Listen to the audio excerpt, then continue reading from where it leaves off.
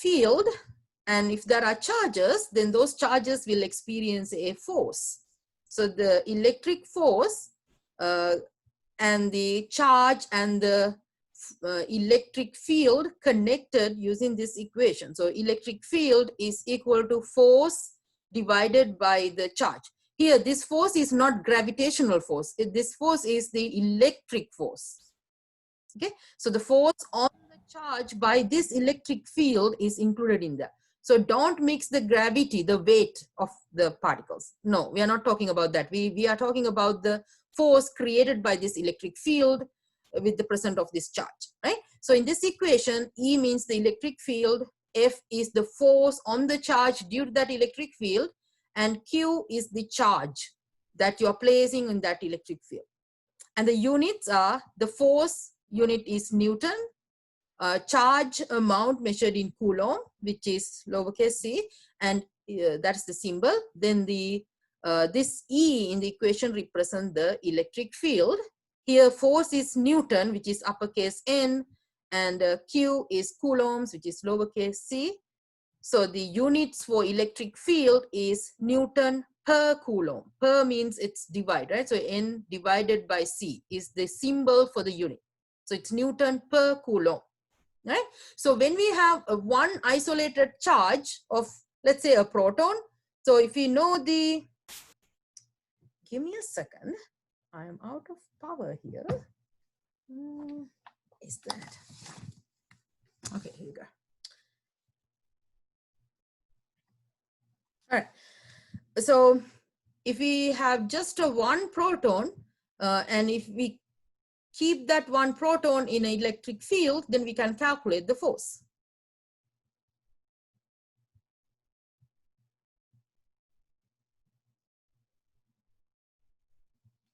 What's happening? Excuse me. Just give me a second. I don't know, something happened. Okay.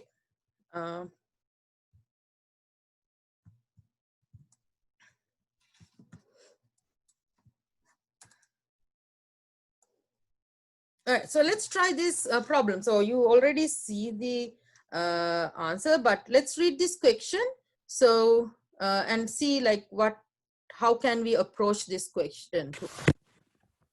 So here, 2-point charges, 3 microcoulomb. Now I mentioned that the charge is measured in coulombs, but if you go for a very small charge amount, then we can use other units like nanocoulomb, microcoulomb. So micro means 1 × 10⁻⁶ coulombs. Okay, so that's a very small amount of charge. So here we have 2-point charges. One is 3 microcoulombs and the other one is 2 microcoulomb. So 3 microcoulomb is on the left and the 2 microcoulomb is on the right, are separated by a distance of 30 centimeters. Okay. Now a third charge Q0, which is 4 microcoulomb, is placed between them as shown in the picture. So the force exerted by Q1 on Q0 is 10.8 newtons.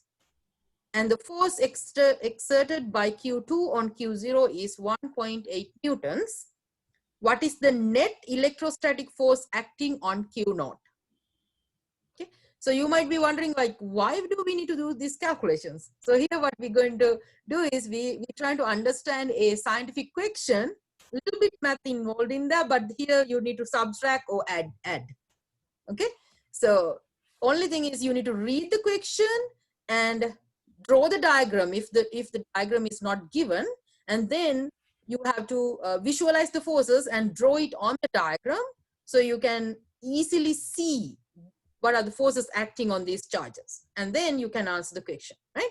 So as in the picture here, so let's understand the picture. So if the picture is not given, you should be able to draw this picture. Okay, so there are 3 charges that is talking about in the question. One is Q1, so it's on this side, and then 30 centimeters away there's Q2, right? So here 10 centimeters, 20, so 30 centimeters away, and Q0 is placed in between the two charges and one about 10 centimeters away from Q1 and 20 centimeters away from Q2, like in this picture. right? Now here, do we need to use the equation E equal F over Q? We don't, because the force is given in the equation, in the problem, right? So it says the force, yeah, so read the question. So it says, oh, this screen is covering for me. It says the force exerted by Q1 on Q naught is 10.8 newtons. Now, this force is exerted by Q1 on Q0. So on Q0, we have 10.8 newtons that's coming from this positive charge, Q1, right? So it's here, this arrow represents the force that acts on Q1, Q0 by Q1. Okay? Then F2, the second force that's mentioned in the problem is 1.8 Newton, then it's exerted by Q2 on Q0. So here, this force is created by Q2 on Q0, right? So this arrow represents that force. Now imagine like you are in the middle. Just forget about Q naught, but let's say you are in the middle of this, between these charges, and you feel these two forces coming from both sides. So from one side, it's 10.8 newtons. From the other side, it's 1.8 newtons. So what is the resultant force that you would experience? First, you need to figure it out what direction I get the net force. Net means the overall force acting on the on me. Or now in this problem, it's Q naught, right? So what is the resultant, the net force acting on Q naught? So here you see F1 is larger than F2. So for sure, the push comes Q naught from this side is larger than this force. So it should experience a force that's go towards this way, right? So to the right, right? And then you need to find out the difference between F1 and F2, because it's like they're acting in the two different directions. So they subtract each other, right? So it will be 10.8 minus 1.8 newtons. So the answer is 9 newtons to the right. So it will be 10.8 minus 1.8, it is 9, and the units will be Newton. So when you're answering this type of questions, you need to figure it out which direction the forces are acting, and what is the resultant force, and what's the units, right? And the direction. So here, 9 newtons to the right. So I have magnitude of the force and the units and then the direction. So we call the force as a vector quantity. Vector means it has its magnitude, the size, and the direction.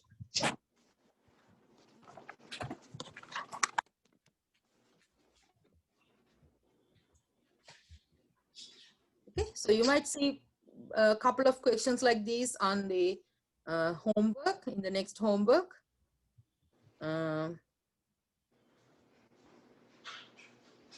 Yeah, it is not that hard, except you need to read it and then draw the diagram and then think about what are the forces acting on it, and do I need to add those or subtract.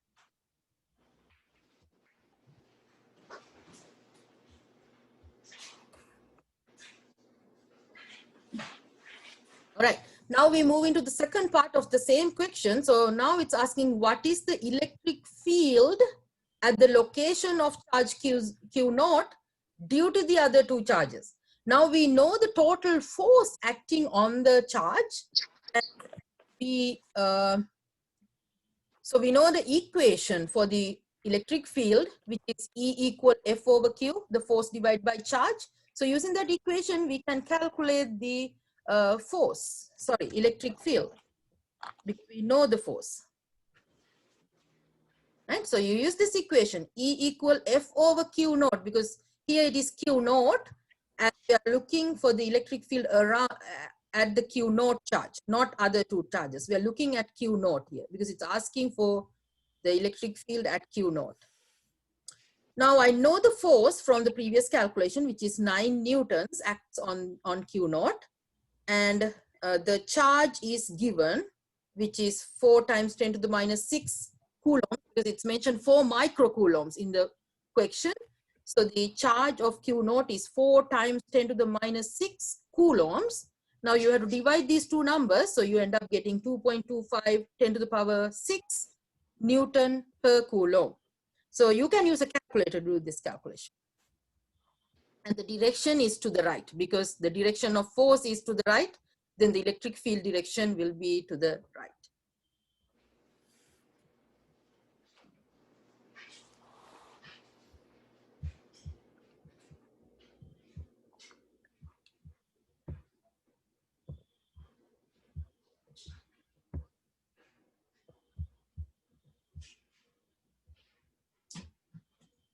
Okay, I see a lot of chat messages. What is it? What's going on?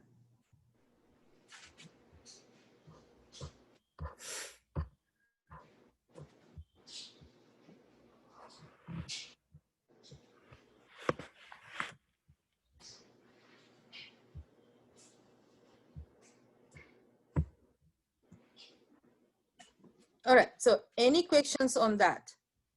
So we did a simple calculation here. So I want you to try it by yourself. The PowerPoint slide is available on the canvas and also on the top pad. So try those two questions. Okay. So I can keep saying that, oh, do that, do this, but you have to think about it. So read carefully, then draw a diagram, then try to apply the equation. Think about like how did she got the direction and how did she got the value. Okay, so I want you to think about it and do the calculation. Okay, now I'll keep moving, but if you have questions, again, you can wait after the class and I'll help you. Okay, so we are moving into the next correlation of these forces and charges. So there's a law called Coulomb's law. So Coulomb is the one who found out this negative charge and the charge value is this much. So for electron, the charge value is 1.6, 10 to the power minus 19 coulombs. That's the charge of just one electron. It's 1.6 times 10 to the power minus 19 coulombs, right? So Coulomb is the person who figured it out, the value of a charge of an electron. Okay, so he created this, he found out this law, and we call this as the Coulomb's law. It's talked about the electrostatic forces on charges. So the electrostatic force between two charged objects is proportional to the product of each of the charges and inversely proportional to the square of distance between the charges.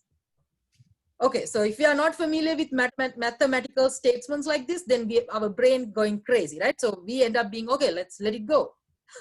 So we don't need to do that. We can break this statement step by step and see like what it is really tell us. All right, so the electrostatic force, that means F, right? The force is F. So that force between two charged objects. So, okay, now it's talking about two charges. So as in this picture, it's Q1 and Q2. So we are talking about force between Q1 and Q2. Now it says that force is proportional. What does proportional mean? If you increase something, the other side of the equation quantity will increase. If you decrease this side of the equation quantity in this equation, then the other side will decrease. So they are proportional. Okay, we call this as proportional. So here it says the product of each of the charges. So Q1 and Q2, product mean multiplication. So Q1 times Q2 is proportional to the force. So if you increase the charge values of Q1 or Q2, then the force will increase. That they are proportional. Then it says it's inversely proportional to the square of the distance. So distance, now let's say the distance between Q1 and Q2 is R. So square, that means R to the power 2. So here R to the power 2, they're inversely proportional. So if you increase the distance, then the force decreases. It makes sense, right? If you take the charges away from each other, the effect from each other decreases. Right? So when you decreases the R, when you increase the R, the force will decrease. That's what this he mentioned. So when the distance, the force is inversely proportional to the square of R, right? So that's the meaning of this statement. But when you put it into the mathematical equation, then we can say F is equal to Q1, Q2 over R squared, and we need a proportionality constant here because we cannot use the proportional sign in there. We'd like to have equation like equal. So we put K in there, and this K is called the Coulomb's constant, and that's value is 9 times 10 to the power 9 Newton meter squared per Coulomb squared. Okay, so for you, I will add a couple of questions onto the homework as next homework assignment. So let's see how you deal with that. If you have questions, I can help you in there.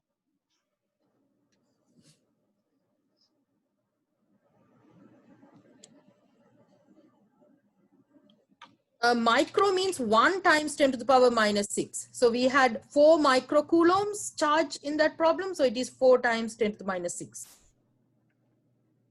How do you know which way the roses go? Because it's mentioned in the problem. It says it's going from Q1 to Q naught. So it says the force acts on Q naught from Q1. So it says it's coming from Q1 towards Q naught.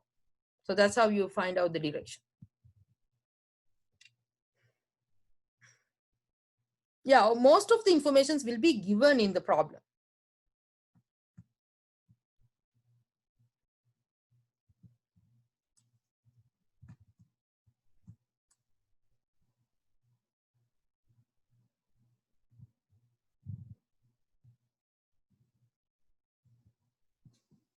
Okay, I want to take attendance on the top hat and do one question, but I didn't create a question from Coulomb's law.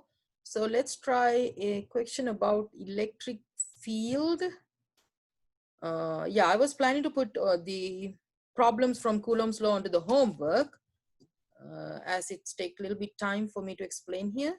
So those are the basic questions that I might ask from the Coulomb's law. So I will add a couple of questions onto the next homework and you may try in there. But for today, let's try a question on top hat about electric field. That's from the previous lecture. Then I'll take your attendance in there.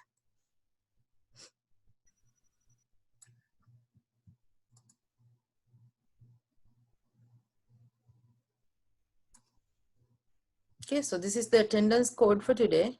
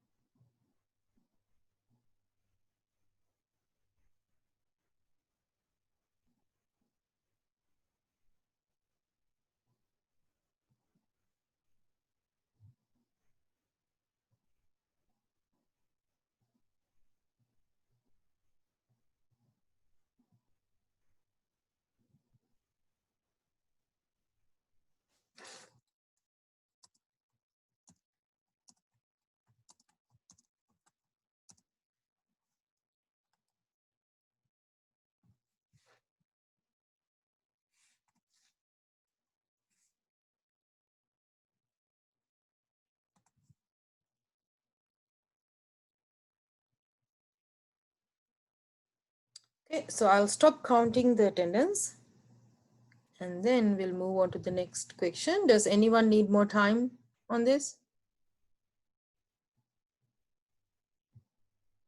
If you do need more time, you can unmute and tell me. Okay, Malcolm, you take a couple of seconds here.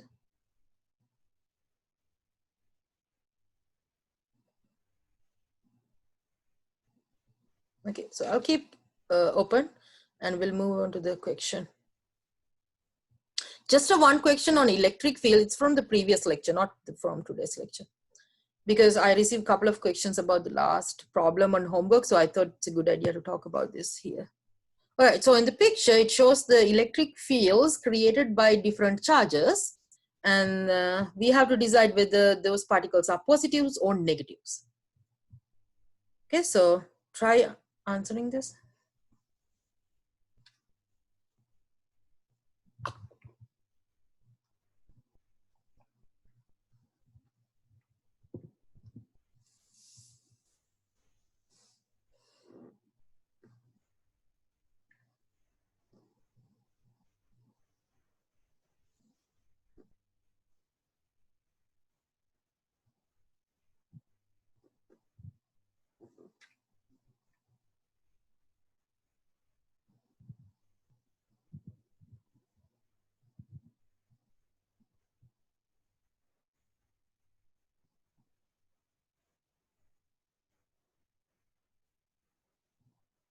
I believe all of you are done sending the attendance code, so I'll stop counting the attendance.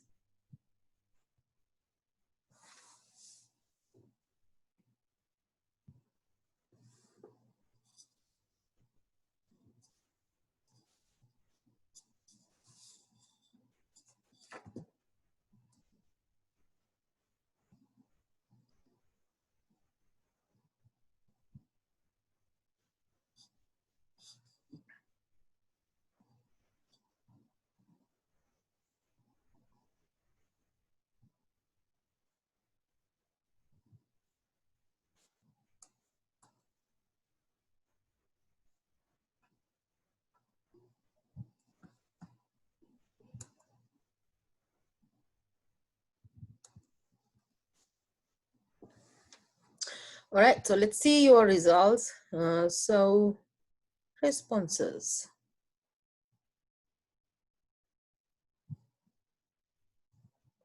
Yeah, that's good. So here we see, yeah, the correct answer is C. Now, charge 1 is positive, second one is negative, third one also a negative charge. We don't know the charge amount, but by looking at the electric field shapes, we know that the electric fields are starting from a positive and go towards a negative, right? So here, the direction of electric field lines represented by this arrow. So it started from the charge 1. So charge 1 need to be positive.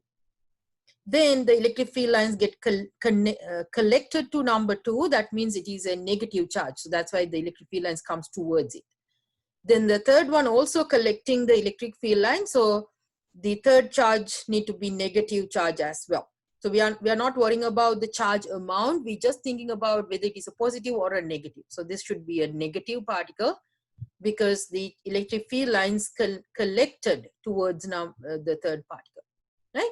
So in the homework, if you have already tried that, the very last question is about electric field lines. So in one of the pictures, I had 2 charges in there, and in one place, the electric field lines were connecting, like crossing over each other. That can't happen. The electric field lines never cross each other. They submerge to arrange the electric field lines in a way that it's created the resultant electric field, but they never cross each other. See here, they don't cross. It's make its own path separated from the other electric field lines, right?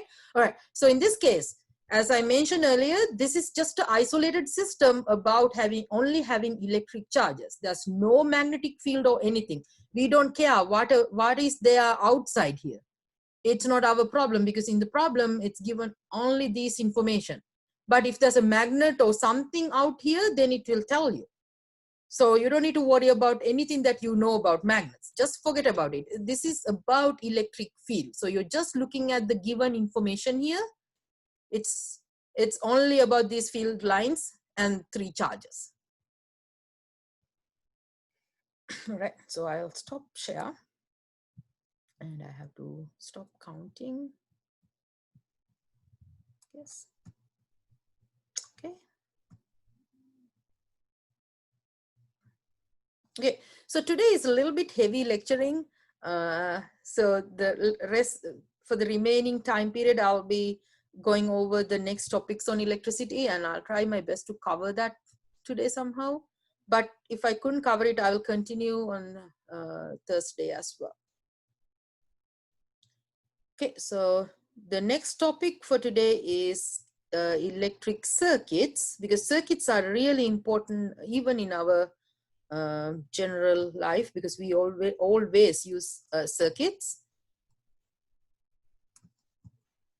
So the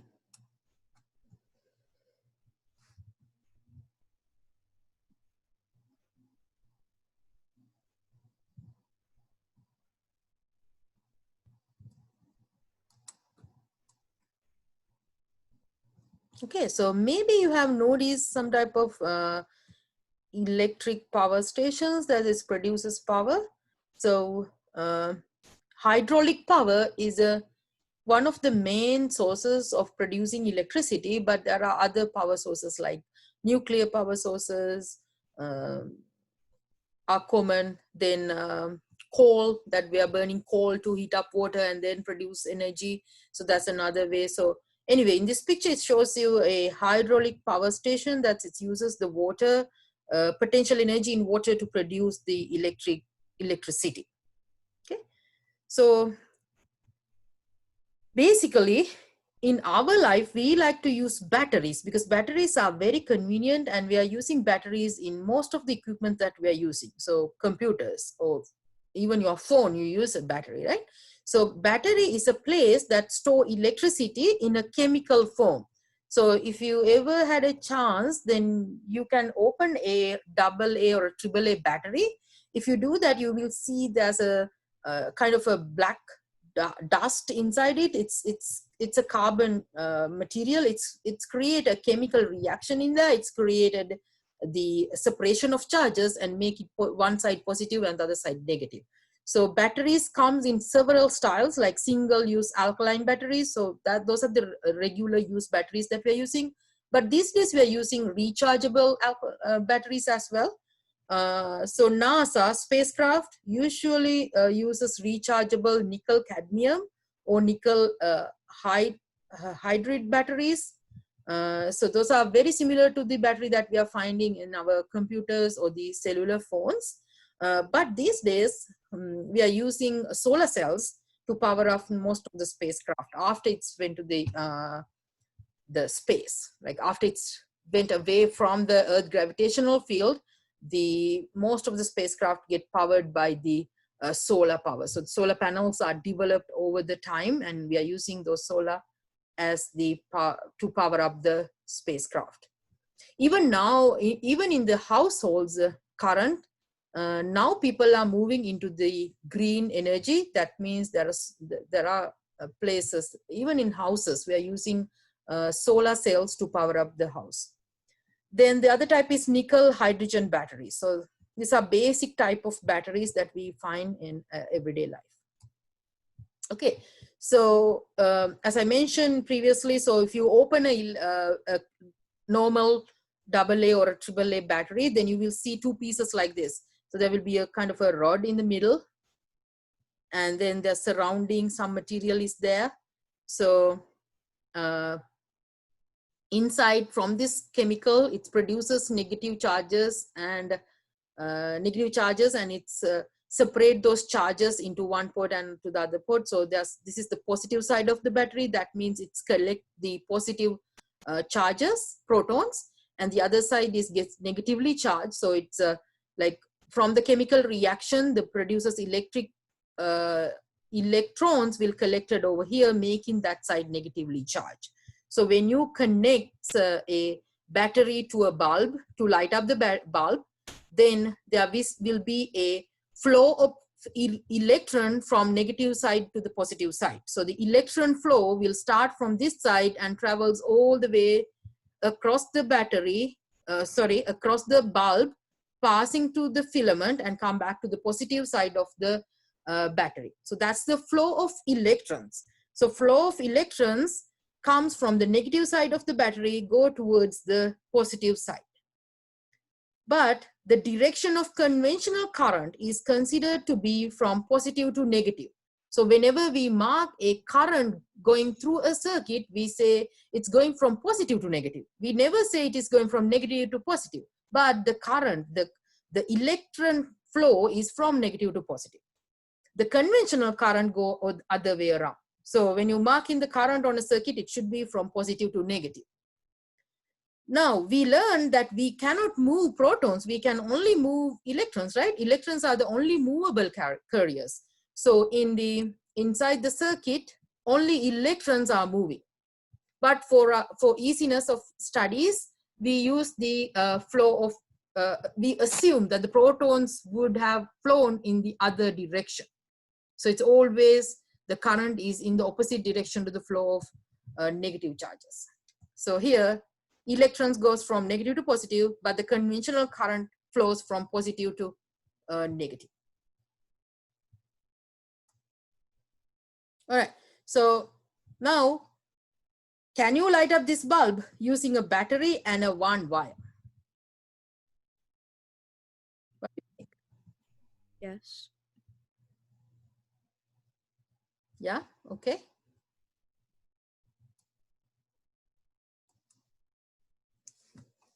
So you said yes. I think most of you answered yes. Maybe there are some who said no.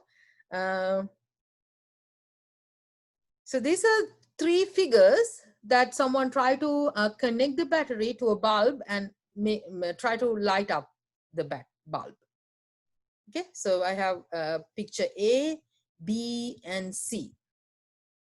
Okay, so as you see on the picture A, so this side of the battery, that's the positive side of the battery, is connected to the bulb.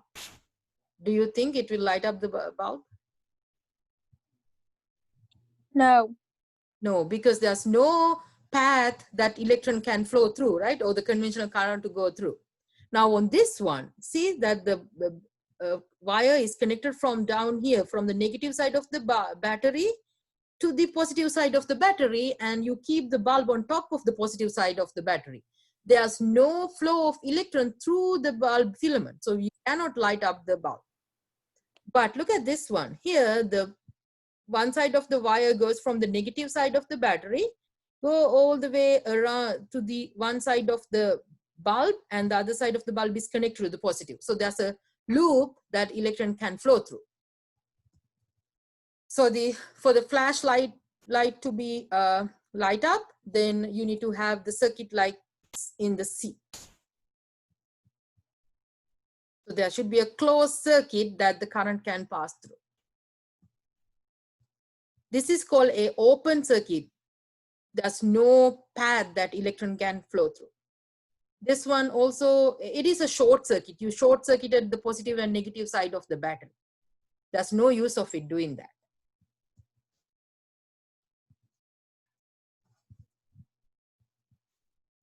Oh. Okay, so in this circuit, the battery is the energy source that produces the current, right? So it's happened by the chemical reaction happening inside the battery. Then that will create a potential difference between the battery. So if you're using a AA or a AAA, you can read the voltage value. So some batteries are 1.5 volts, some are 3 volts, some are 9 volts, right? So it comes with different voltage values that depend on the chemical reaction strength happening inside the battery. So the voltage differences in the battery make positives and negative charges in the two ports. So it will create a electric potential difference that's electron can flow through. Right? So let's look at what's the really current look like. So a flow of electric charge is an electric current. So we are thinking about electric charges that's flowing across, like it's travels, like water. Water, you know, like on a river, water flows through. Likewise, inside a wire, the electrons are traveling through. So the flow of electric charge is an electric current. That's how we define an electric current.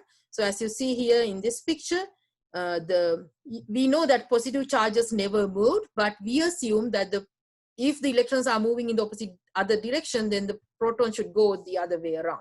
So our conventional current direction is the direction of positive charge moving on, right?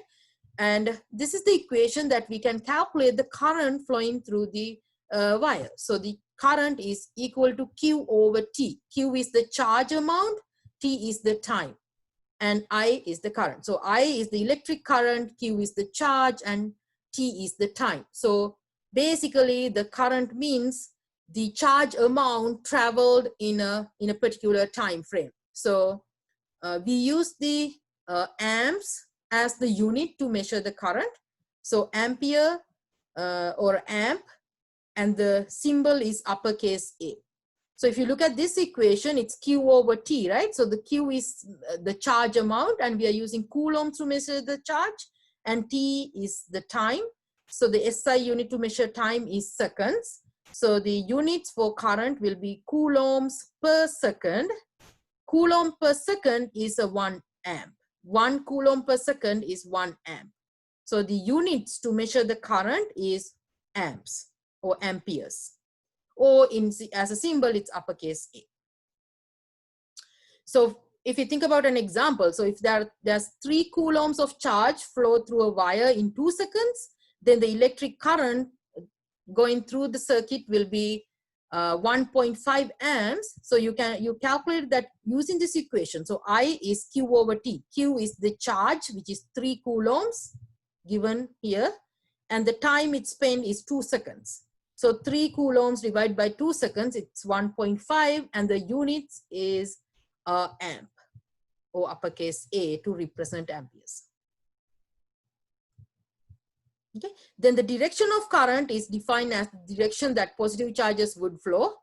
So even though the electrons are the real charges that's flowing across a wire, we define the direction of conventional current to be this way. So the electrons flow is towards left in this picture, but the conventional current is towards right.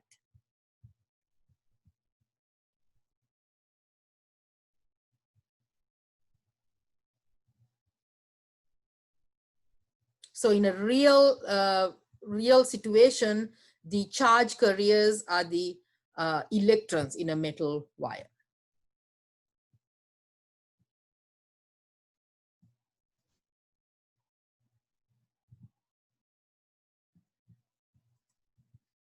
Okay, so the direction of current is defined as the direction that positive charges would flow. So this picture shows you it in a clear way. So the electron flow is in this direction to the left, and the positive charges towards right.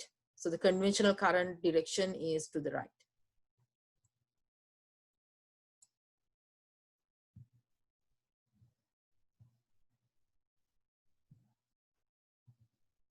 Okay, so are you with me? I keep talking. I can't see any of you, so it's really odd for me to do something like this, but how are you doing? Good. Good. Okay, Doing keep good. watching. I will create a couple Okay. of questions so that will help you to review what we have talked in the class. All right, so someone is asking where to find the recording for each lecture.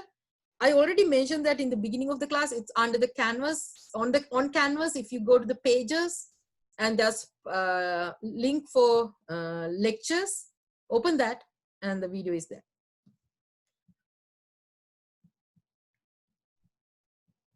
Okay, so let's continue. Maybe a water break.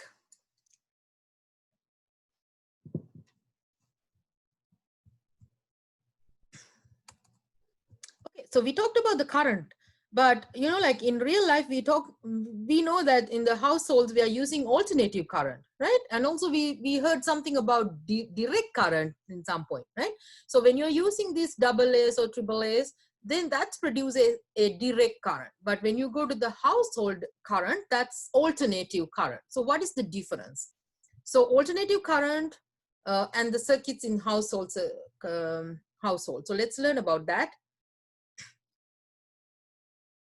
So the current that we take from the wall outlet is an alternative current. So we call this as AC current. So those are not direct current. So direct currents means when you, like for example, if you connect a circuit to a AA or AA battery, then it continuously produces 1.5 volts.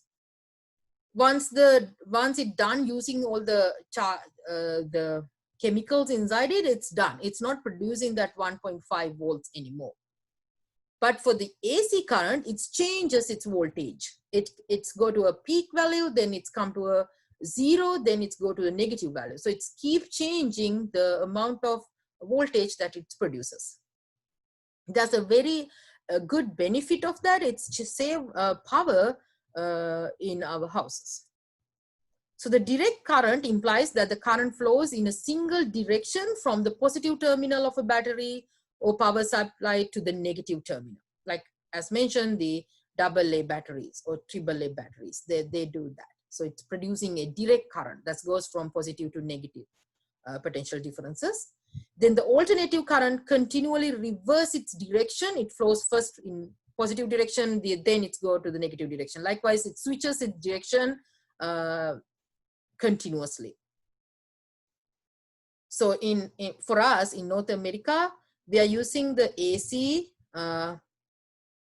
current, which comes with 60 hertz. So if you check the battery of your computer or any device, you will see that hertz value. That's for North America, it's usually 60 hertz. That means the change of that flow, which I mentioned over here, like it's continuously reversing the direction.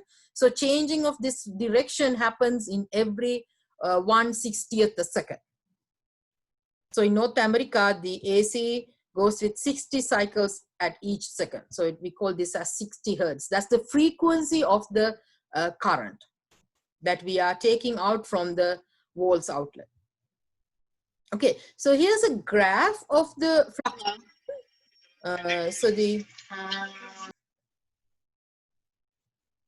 so we were talking about alternative current. So direct current means it continuously produces the same amount of current for a long term, but for the alternative current, it does not. So as you see here in this picture, so this is the current and representation of current on the y-axis or the vertical axis, and horizontally you see the time. So time passes by, and this is the variation of current. So as you see in 60 seconds, this is a 60-second period. In that 60-second period, the current go all the way to the positive side and to the peak value and come to 0, and it's go back to the negative values over here, and it's keep repeating. So this is just a one cycle, and for this one cycle to happen, it takes only 60 seconds. So that's why we say the alternative current frequency here in North America is 60 hertz. Right, so this one loop, see, like this is just a one loop of the current.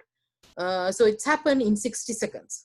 Now, if you measure the time from here to here in a one loop, it will be another 60 seconds. Right?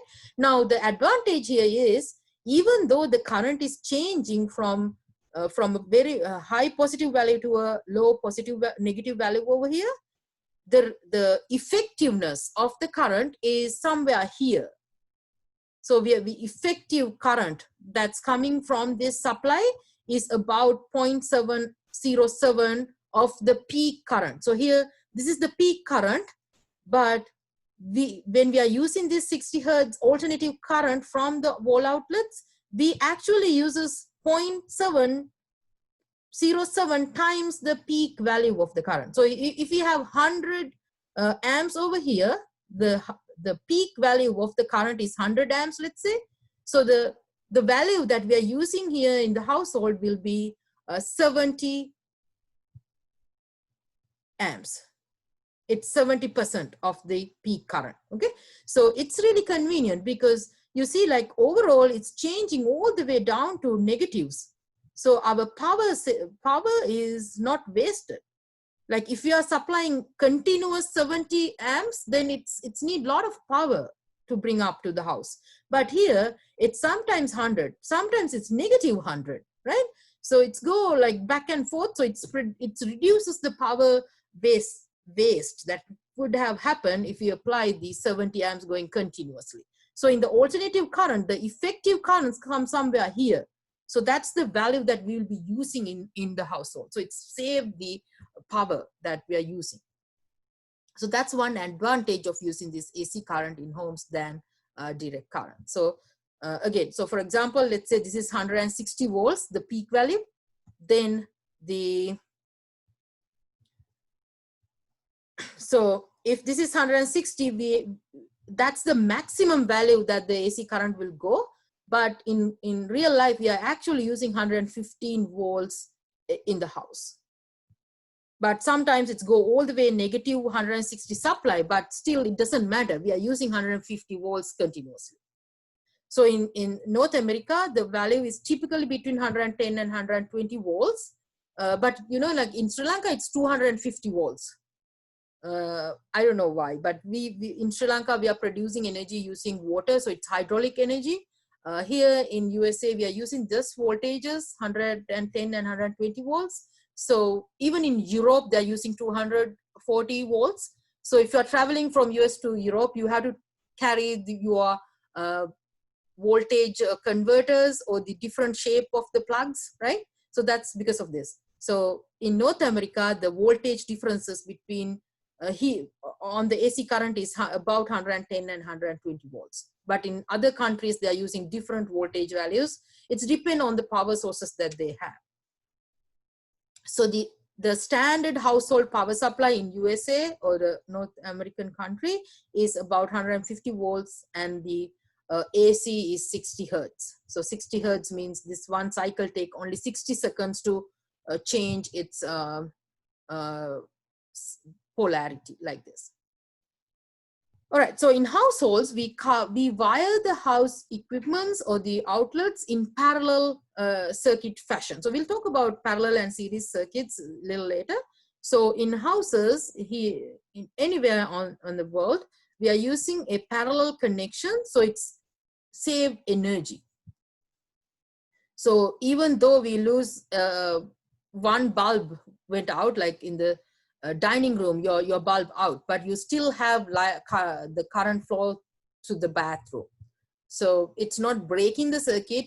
Having parallel connected circuits, we still can have current flowing through the other part of the circuit. So we are not losing power into the other side of the house. So it's keep going. But if we have a series connection, then once we lose one of the equipments, then the whole circuits will break out. So in summary, in USA, we are using the voltage of about 100 and 120 volts, and the AC frequency is 60 hertz. And we are wiring the household circuits in the parallel circuit fashion. Okay, so the resistance. So that's another important factor in the electric circuits. So I do have a couple of resistors with me. I don't know whether you can see it. So this is a real resistor. So you see like it's color coded. So this color is coded in a way like you can read the value of this resistance. See like this is a kind of brownish, and the color lines are red, orange, like that. But look at this one. It's this is 500 ohm resistor. So it's blue in color, and also there's a color code in there, right? So these are resistors. But if you think about a real bulb, inside there's a filament. So that filament is a resistor. Now, what is this?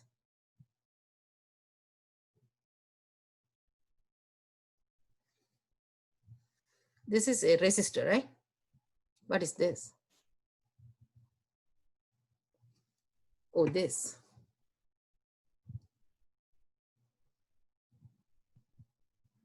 A filament. This is a capacitor. This is a capacitor. Okay, so this is a capacitor as well. So in real circuits, you should be able to find these. This is a capacitor as well. Now these are resistors. Yeah, in a regular class, I would have bring a lot of pieces like this, and I ask you to separate these, like whether it is a capacitor or resistor or a transistor. But here I can't do it. So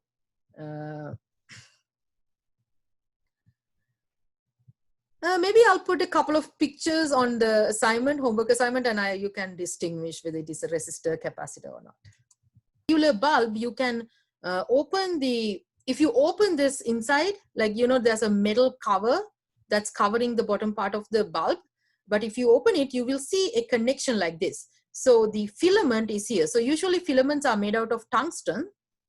So these are tungsten filaments. Then look at this diagram. So here one side of this tungsten filament is connected all the way down to this metal contact. Okay, and then you see a black color covering here, that is an insulator. So this is an insulator, and then you will see a metal covering here. So as you see, the other side of the filament goes all the way to this metal cover, like a thread. These are the threads that's on the bulb, right? So this is connected to that side. So if you want to power up this bulb, you need to connect one side of the battery to over here to the metal knob here at all the way down, and the other side of the battery should comes to the touch this surface. Okay, so you need to connect it in this way. So you have this side of the bulb goes to the battery, positive side or a negative side, and the other side goes to the opposite side of the battery. So over here. So to light up this bulb, you need to connect the battery in that fashion. All right. So in addition to an energy source like battery, so there should be a conducting path. So we are using wires to connect these equipments onto the battery or the power supply. So all of these equipments and wires, they all does have a resistance. So that's the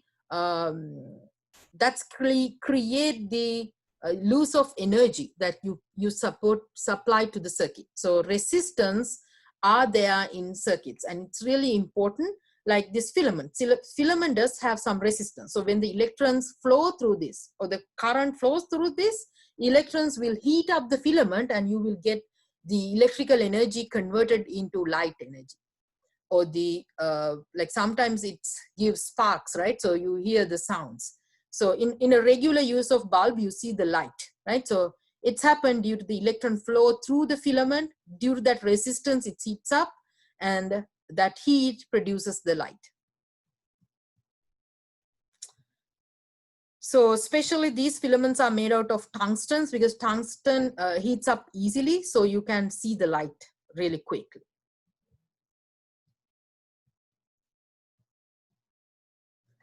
So as I mentioned, when the current go through this, it heats up, and heating means it increases its temperature. So when we have high temperature, it makes the filament glow. So when it's glow, we get that light, or lighting up the room. Okay, so the water flowing in a pipe is very similar to electric current flow in a circuit. So here I have two pictures. So in this one, on the picture on the left side, it is about the flow of water in a tank. And here, this is a circuit, like a very simple circuit where I have a battery, a switch, and a bulb. Okay, so let's look at this diagram first, because we know how the water get move in a pipe system, right? So here we have a water pump. So water pump can pump up this water onto the top tank, and then top tank, and there's a valve. So when we open the valve, it can go through the nozzle and fill up the tank over here, right? So like, again, we can make this closed circuit by pumping the water back into the tank and open the valve and spray through the nozzle. Okay, so here to power up, we use this pump, right? So that's the pump that we use to take the water to the upper tank here. Likewise, in the electric circuit, we have battery. So that's give the power. So the electrons can get bump up, right? So the electrons get pushed all the way to the negative side of the battery. So this battery is very similar to the pump on this water plant. Okay, then switch is very similar to the valve. You can open it or close it. It doesn't matter whether you have a very high voltage battery here or a big tank here. Valve will control the flow of water in this one. Likewise, switch will control the flow of electrons. Now, this nozzles is very similar to the bulb. So, you know, like if you have a very tiny nozzle, then the water will flow in a high pressure. But if you have a little open, wide nozzle, then it doesn't flow with the pressure, but it will make it flow like in big amount. Likewise here, if you have a high resistance or low resistance, it's depend the glow of the bulb, right? So the brightness of the bulb will depend on the resistance here. So resistance is same as the size of the nozzle in this one. Okay. Now the wires are the connecting tubes, like water tunnels. These are the pipes. So the pipes are very similar to the wires here, where that electrons can flow through. So you can always compare this water flow to the flow of electrons in the circuit. Okay, so here what happened is conventional current flow from the positive side of the battery travels through the switch if it is closed, and then it's go through the filament, heat up the filament, and it produces the temperature that will make the bulb glow. Now electrons will flow through the circuit back to the battery. So is the bulb uses that electrons? It does not. It just uses like electrons flow through the circuit and make it heat up. So the electrons, the same amount of electrons will flow through the circuit. So if you send 5 amp current from here, 5 amp current will come out from here as well, even though you light up the bulb. Then why over the time the light get dim? That's because the battery run out of the chemicals. So it will lower down the supply of voltage. Then you will see the low glowing of the bulb. Otherwise, it is not using its electrons. Electron flow will continuous. Doesn't matter how much resistance is there on the bulb.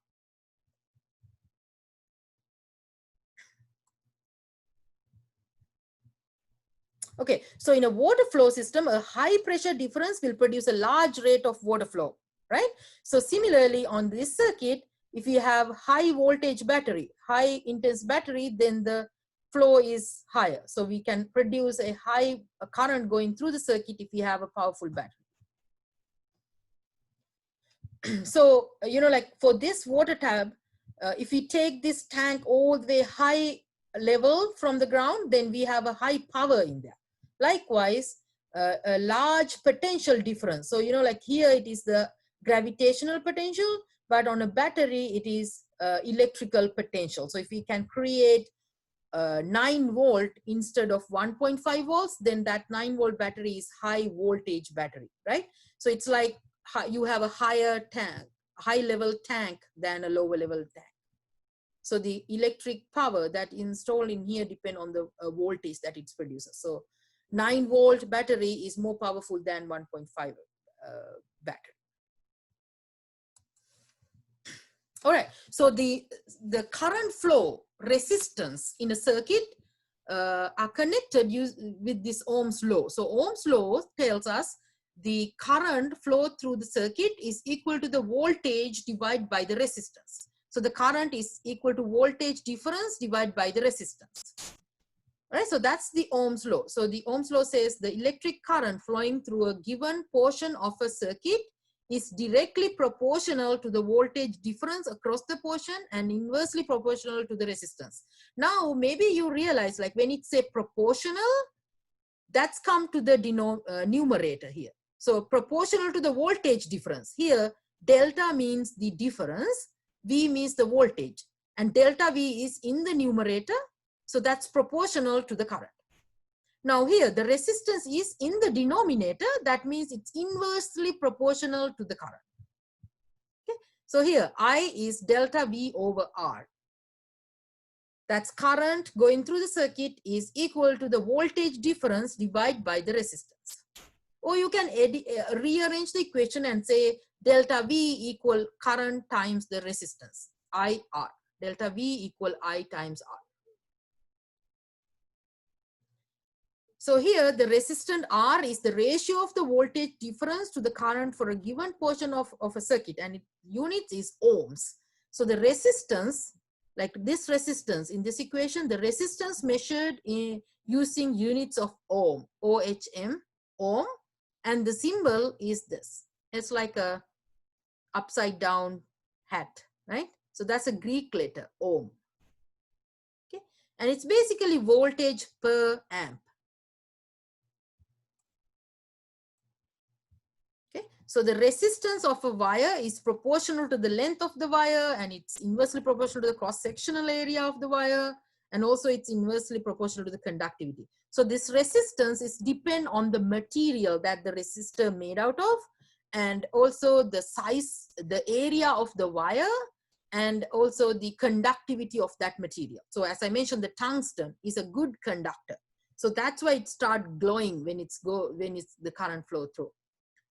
And also we can make very thick or a thin filaments. So depending on that, the resistance will vary. So the resistance are depend on the length of the wire, the cross-sectional of the wire, and the conductivity of the material.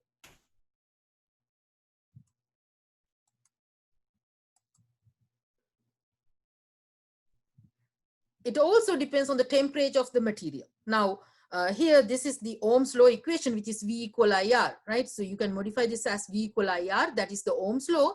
But in a regular tungsten filament bulb, when the tungsten gets heats up, its resistance varying. Resistance will become smaller.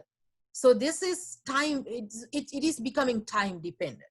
So there are materials that the resistance is depend on the temperature of the material. But here we are not talking about that. This Ohm's law is a simple equation that we can talk about materials that's ohmic. So any material that follow Ohm's law are called ohmic materials. But tungsten is not an ohmic material. It's because the resistance is depend on the temperature for tungsten. But most of the materials we are using, and in the constant temperature levels, we call those materials as ohmic materials, where the voltage is equal to the current times resistance. All right, so human body and electricity. So, you know, like if we touch the current outlet, the wall outlet, what will happen? We will get electric shocks, right? So the human body is a poor conductor. It can tolerate very small amount of current, but if we get high voltage across our body, then we get the electric shock, right? So you can visit this website and it tells us like how the current values and voltage values affect on our body. 1 milliamp current, then no sensation. So most of the time in the winter time, when you walk across the carpet and when you touch a metal knob, you get an electric shock, but you don't get a big damage to your body, but you just feel it. So here, if we get a 1 milliamp current, then there's no sensation. But if we go to about 8 to 15 milliamp, then we get a mild shock. So maybe in the winter time, we get this much of current going through our body. Now, this is the red area. So if we exceeding 20 milliamp of current going through the body, then we get real trouble, right? So if we exceeded like 20 to 50 milliamps, then can't even breathe, right? So now let's go all the way to here, over a 1 ampere. So 1 amp, then you get severe burns, then internal organ burned, death, even death. So we cannot take 1 amp into our body. It will kill us, right? So we need to be very careful. But most of the time, voltage is the critical piece, okay? So if we're going to touch a high voltage, then it will create a more damage because we are not that conductive, less conductive, but still high voltage difference can take a higher current going through our body. So that will do a big damage. All right, so resistance will avoid the amount of current or reduce the amount of current if we have high resistance. So here, if we use rubber gloves or soles, so hand to ground, that's give a very high resistance value. So that will reduce the current amount that go through circuits, right? So here, if you have, for a dry skin, the resistance is about 500,000. So for a 50 volt voltage difference, we get only 0.1 milliamp current. So that won't create a big damage, right? Now here, so these resistance values are the given values for all of these objects. So for across the human body, so average size human body, the resistance is 1000 ohms. Now, if we connect our body to a 50 volt battery, then we get 50 milliamps. That will make a huge damage, right? Now, if we connect our body to 500 volt source, then we get 500 milliamp. That's make a big damage, right? So when we go to high voltages, the current flow through our body will get bigger, and that will create a huge damage to the body. This website is really cool, and it is very useful as well. So because you are dealing with currents anyway, you're using currents in homes, right? Okay, so the skin with cuts or burns, so there's no resistance. So we get a very high voltage. So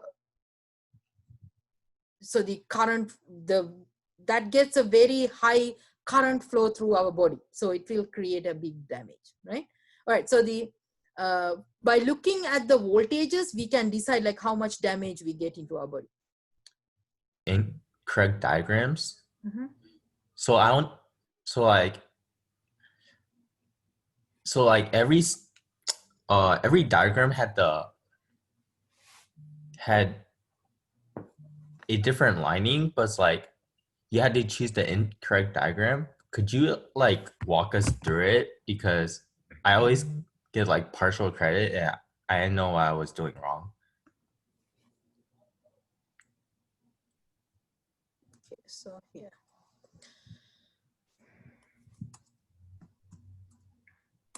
Okay, so this is the question, right? So these are the pictures you had in there. So it's asking for incorrect picture.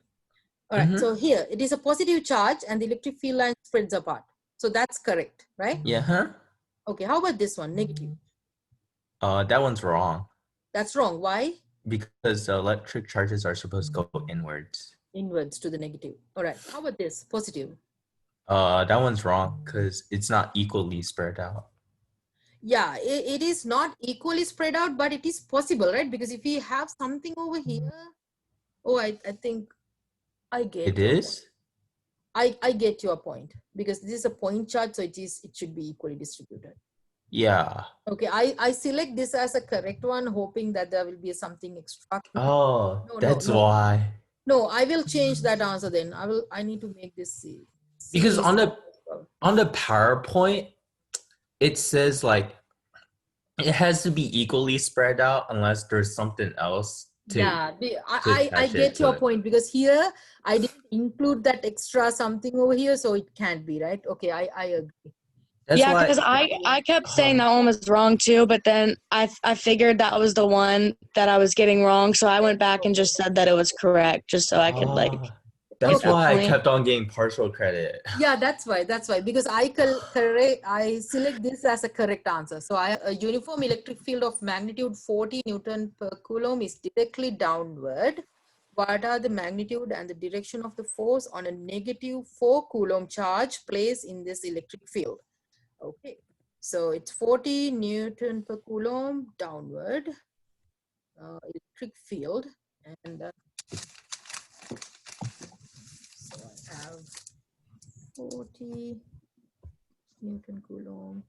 So when you submit that, didn't you get a feedback? It's all I uploaded a answer in like description. I didn't see one about the direction. Okay, 40 Newton downward. This is downward and negative 4 coulombs. Okay, so let me open and stop share. Yeah, that question I didn't understand either. Like, it was kind of like confusing. Like, I didn't know if we had to put it like in some sort of format. Okay, so here, let's say there's a charge here. Sorry if I.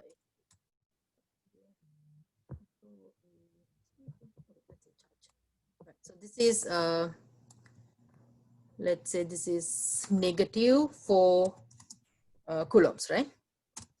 So this is negative 4 coulombs. That's a charge. And it says there's an electric field goes downward. So let's draw an arrow. So there's an electric field going this way. So this is electric field, which is equal to 40 Newton per Coulomb. Okay. So this is the charge. 4C is the charge. Electric fields goes downward, 40 Newton per Coulomb. Now we need to calculate the force. So we know the force is equal to Q times E, right? Yeah. So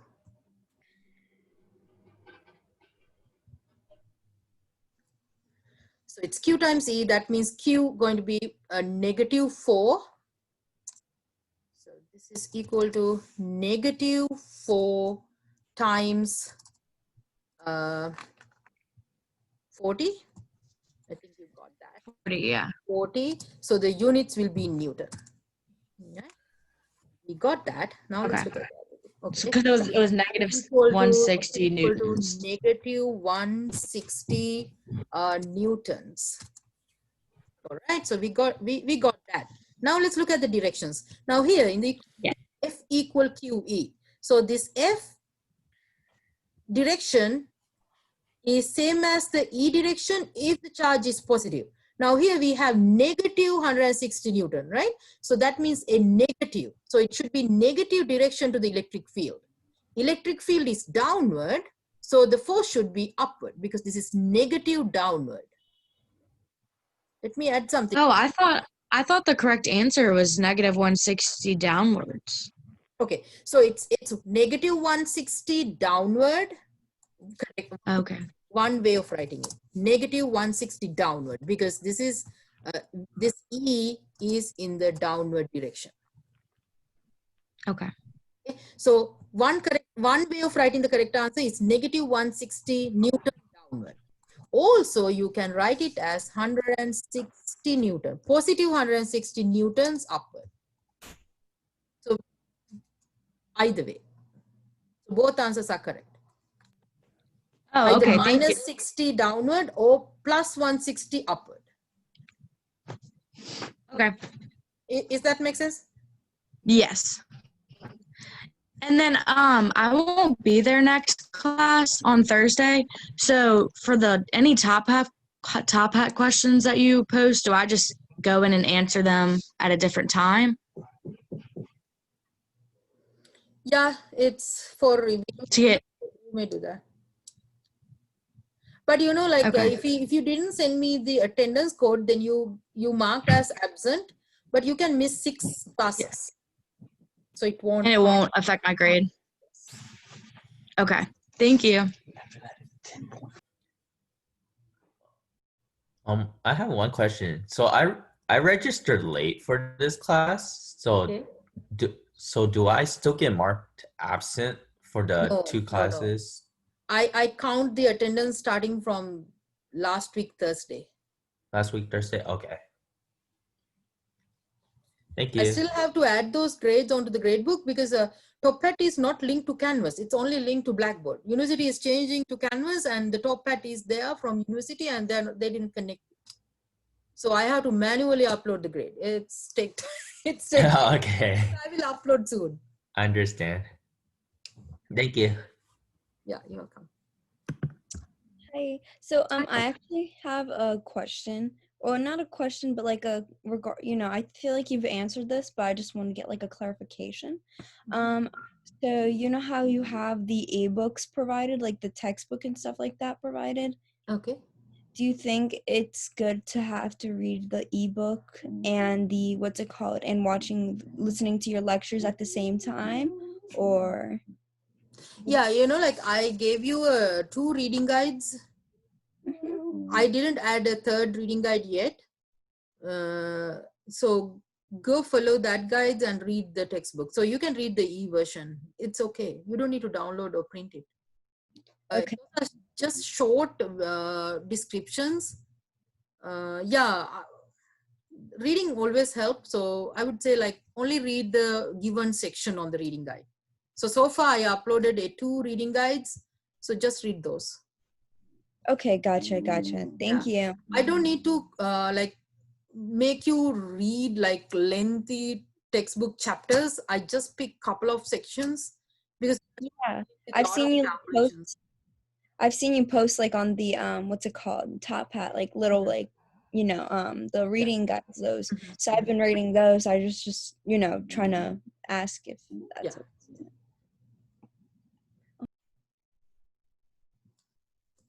Thank you. All right. Anything else? I had a question. So I'm in the physics lab with Dr. Bernita, I think is her name. I was wondering if I was able to switch into a class with maybe I have it on Monday. Would it be allowed for me to switch into a class with you on Monday? I think that would be a little bit more helpful for me. I've been struggling a little bit with